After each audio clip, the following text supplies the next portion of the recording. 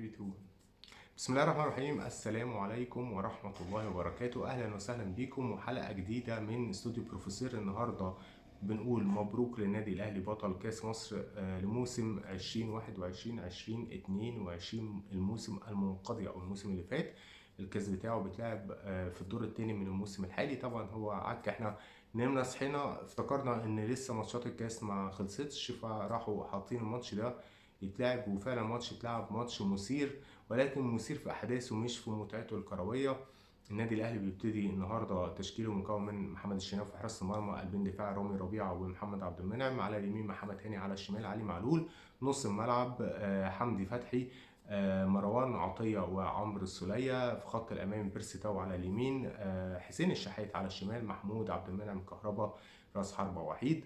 النادي الاهلي بيبتدي المباراه ليه الافضليه النفسيه بسبب الجمهور، الدعم، ان هو ياخد بطوله، ان هو برضو ما يخسرش قدام بيراميدز، ودي حط تحتها 100 خط.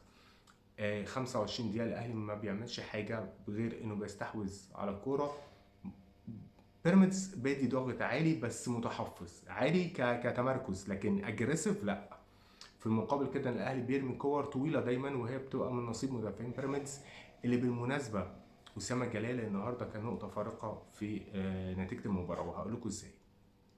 25 دقيقه مفيش كوره من الفرقتين، كلها عباره عن فاولات، تخبيط، كل الكلام ده نتج عن عليه اصابه رامي ربيعه. طبعا في اول 5 دقايق بينزل ياسر ابراهيم مكانه. تستمر المباراه على نسق ان ما حدش عارف يعمل حاجه، لا ده عارف يدافع او يهاجم، ولا ده عارف يدافع ولا يهاجم، ولكن هو عك كروي من الفرقتين متحفظين، خايفين، مدين لنفسهم اكبر من حجمهم بكتير. تمشي احداث المباراه، فرصه كده حسين الشحات من ناحيه الشمال بيرفعها على راس محمود عبد المنعم كهربا، بيحطها اعلى من المقص. وكرة تانية برضو لكهربا من ناحية الشمال عن طريق 1-3 اتعمل ما بين تقريبا علي معلول لحسين الشحات، لعلي معلول لكهربا، اللي بيحطها برضو بيغرفها من تحت لفوق، وبتعدي الكرة فوق المقص. برضو كهربا ما كانش قادر يتصرف في الكرة بشكل مظبوط، ولكن خطورته دايما بتبقى في المنطقة دي، في اللمسة الأخيرة. يمكن لسه التوفيق ما كانش معاه قوي في الشوط الأولاني. برضو بيراميدز بيحاول محاولات كده على استحياء. تشكيلة بيراميدز ما ساعدتش ان يبقى فيه كثافة هجومية لفرق بيراميدز. عبد الله السعيد بيتصاب في نهاية الشوط الاولاني، واضح انها اصابة كبيرة بعد تدخل من مروان عطية على الكرة، ولكن عبد الله السعيد بيقع مصاب. بيدخل الشوط الثاني، بنشوف برضو الاهلي بيمشي كوره، مفيش جمله واضحه وصريحه، وبيراميدز برضو كاشش بيلعب من غير راس حربه صريح، مسهل مأمورية دفاع الاهلي قوي. ومع ذلك في ملحوظات كتيره على النادي الاهلي. الشناوي في كذا كوره في الشوط الاولاني بيقلش كور في اماكن خطيره وغريبه وعجيبه. يعني ايه جول كيبر انت بتصنفه الحارس مرمى مصر الاول بتاعك، ووحش افريقيا والالقاب اللي احنا شفناها، وما بيعرفش يلعب الكرة برجله؟ الكرة دلوقتي بقى بتتلعب برجلين اكتر ما بتتلعب بالايدين يا شناوي.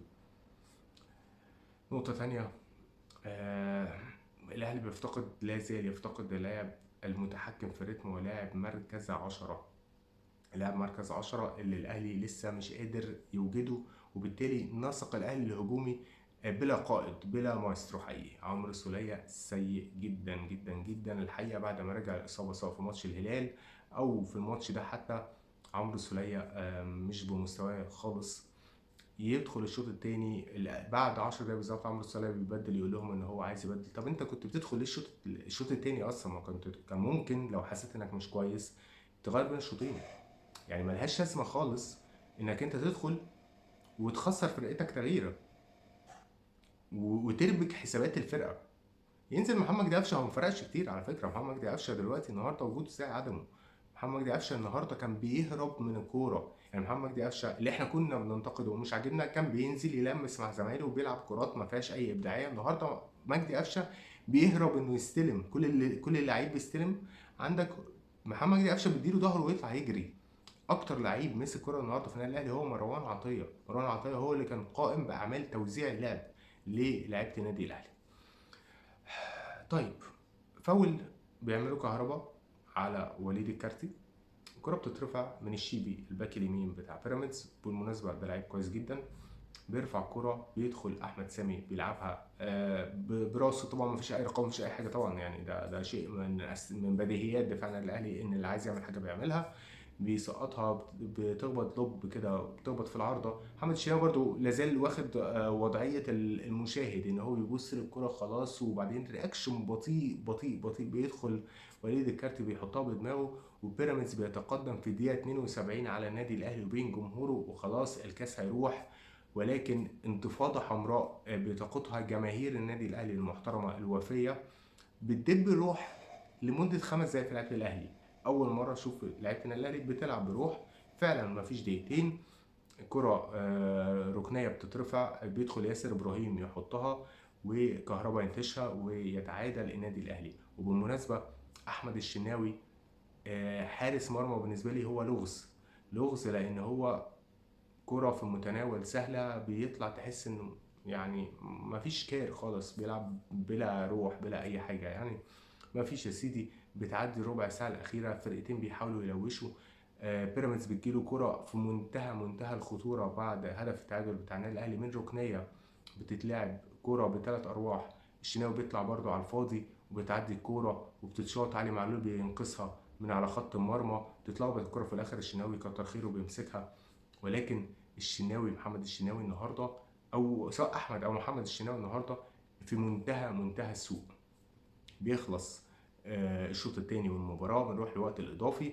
برضو الاهلي رجع لفكره الاستحواذ بلا ايجابيه، بيراميدز رجع لفكره اللعب تحت الكره. الاهلي عن طريق كره طوليه متقنه من حسين الشحات، ما ظلمتش النهارده الحقيقه، ما بخلش لا بمجهود ولا بعطاء ولا بمسانده دفاعيه او زياده هجوميه. بيعمل كره طوليه لحمدي فتحي اللي واخد من تحت لفوق، بيحطها في مرمى احمد الشناوي اللي بيطلع يعني يا تقف يا تطلع تشيل الكوره وتشيل المدافع وتشيل الدنيا، لكن هو طلع ويعني ايه، طلع وسابها في الاخر. يعني تحس ان هو هدف كوميدي شويه، ولكن انا طبعا كمشجع اهلاوي تمام، بيس يا مان، مفيش مشكله خالص. 2-1 واحتفالات عارمه في المدرجات. الاهلي بينزل كله تحت الكوره، بيلعب دفاع منطقه.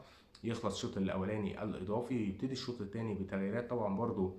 محمد شريف بينزل مكان كهربا، واليو ديانج بينزل في نص الملعب بيحاول يسد يعني مع زمايله. مش فاكر بالظبط مكان مين اليو ديانج، ولكن هو كان تغيير دفاعي بحت يعني. على الناحيه الثانيه بيراميدز بينزل بقى مين بقى يا سيدي؟ بينزل فخري لقاي، ده كان نزل في الشوط الثاني. بينزل دودو الجباس، بينزل فخر الدين بن يوسف. افتكر بقى جيمي باشيكو ان عنده مهاجمين. برضو لما عبد الله السعيد طلع ما تحسش ان في حاجه اتغيرت، لان اللي نزل اسلام عيسى لاعب نادي النصر السابق طبعا. اسلام عيسى لعيب كوير، لعيب بيتحرك من وضعيه حركه، يعني تلعب له الكوره يروح ويعمل شغل، لكن مش عبد الله السعيد. عبد الله السعيد النهارده بالمناسبه حتى قبل ما يتصاب ما كانش قد كده، فوجوده من عدمه ما فرقش قوي. ولكن انت قفلت على رمضان صبحي بشكل كويس. مش هطلع بره النقطه دي، الاهلي لعب كله تحت الكوره. برضو ركنيه بتيجي بتتلعب، الشناوي بيطلع على الفاضي، بتروح لرمضان صبحي بيشوطها، الشناوي بتخبط فيه وتعديه وهتدخل جول، تلاقي حسين الشحات بيشيلها باعجوبه. الحقيقه حسين الشحات النهارده الكره دي فعلا كره المباراه، كره المباراه من رجل المباراه. بتعدي دقايق، بتعدي لحظات رعب على جمهور النادي الاهلي الحقيقه، وهي كانت ناقصه محمد عبد المنعم اللي بيقوم ضرب فخر الدين بن يوسف. الواد يعني قد اللوح، بس بيقع، يرجعوا للفار يطردوه طرد رخيص من مدافع ساذج عنده من المهاره والقدره والامكانيات ما يؤهله انه يحترف. ولكن المشكله الرئيسيه هتفضل في المينتاليتي، العقليه تحت الصفر، تحت الصفر. الاهلي طبعا بيلعب بعشوائيه شديده، كور خطر بتيجي البيراميدز، مش عشان بيراميدز حلو، عشان انت مش عارف تقف خالص كدفاع النادي الاهلي.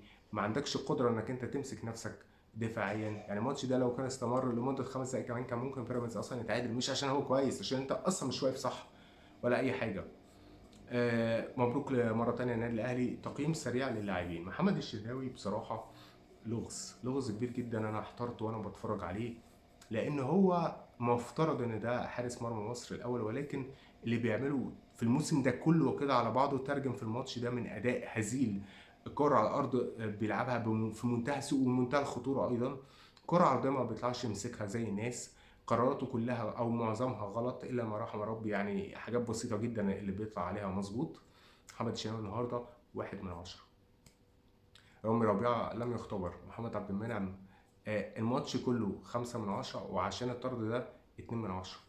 محمد هاني 6/10، أدى أداء رائع، قفل على رمضان صبحي، عمل جيم دفاعي محترم. علي معلول بالرغم انه ما عملش ابداع يعني النهارده، ولكن على مستوى علي معلول وعلى معطيات علي معلول اديله النهارده برضه 5/10، نتيجه ان هو كان عنده جرينتا شال كرة من على الخط ايضا. النهارده كانت في منتهى الخطوره، كان بيغطي تغطيات عكسيه، وكان متميز برضه في الشق الدفاعي ده بشكل كبير. ندخل على نص الملعب. حمدي فتحي 6/10. لا جديد يذكر ولا قديم يعاد، يعني حمدي فتحي ما فيش إبداعية، عارفين حمدي فتحي العصبية، الوش المكشر، الحاجات دي كلها، ولكن يحسب له الهدف طبعا، قطع بشكل كويس، أحرز هدف رائع. 6/10 على الأداء. مروان عطية 7 أو 8/10. رئة مهمة جدا للنادي الأهلي، بتفكرني يعني لو رجعنا من 20 سنة ورا بتفكرني بصفقة حسن مصطفى اللي كان جاي من نادي الاتحاد السكندري النادي الأهلي. هو فعلا من أصحاب الرئات الثلاثة. عمرو سولية 0 النهاردة، 0 صريح يعني.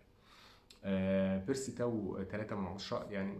ما فيش بيرسي تاو مش بتاع ماتشين 3 اللي فاتوا، ولكن هو حاول، ولكن برضو مش عايز اظلم اللعيب قوي اقيمه على وضعه، بس اقيمه بمجمل الاداء. يعني مجمل الاداء هو وصل له ايه، فين اتيحت ليه كام فرصه استغلها باي شكل.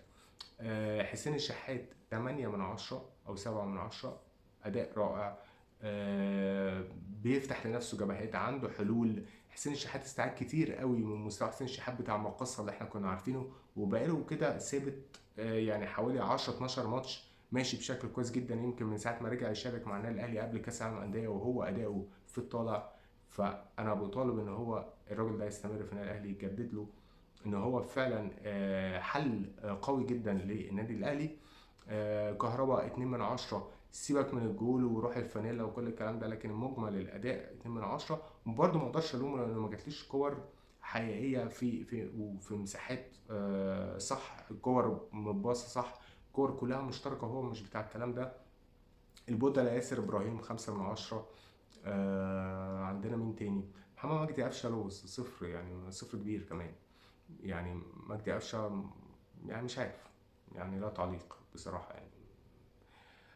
التغيير الثنائي اليو ديانج ومحمد شريف بجد زعلان عليكم انتوا الاثنين بجد. ولا واحد فيهم فايق، ولا واحد فيهم مركز، ولا واحد فيهم يعني عايز يعمل حاجه، عنده الرغبه. اليو ديانج خلاص ايامه بيعديها لاخر الموسم بقى لحد ما ربنا يسهل ويتباع. محمد شريف لا تعليق، لا تعليق، لان هو يعني مفتقد نفسه الحقيقه يعني. وخالد عبد الفتاح يعني لم يختبر يعني. رساله محمد الشناوي، بعد اذنك راجع حساباتك، راجع حساباتك، لان انت النهارده كنت نقطه ضعف كبيره جدا جدا جدا جدا. ورساله تانية لمحمد عبد المنعم، فوق، فوق بجد، لان النادي الاهلي كبير ما استحملش حركات العيال دي. عموما ده اللي كان عندنا النهارده. مبروك مره تانية للنادي الاهلي، بطوله كاس غاليه جدا انتزعها من بيراميدز، ودي ليها مذاق خاص عند جمهور الاهلي. نشوفكم ان شاء الله في مباريات قادمه، تصبحوا على خير، السلام عليكم.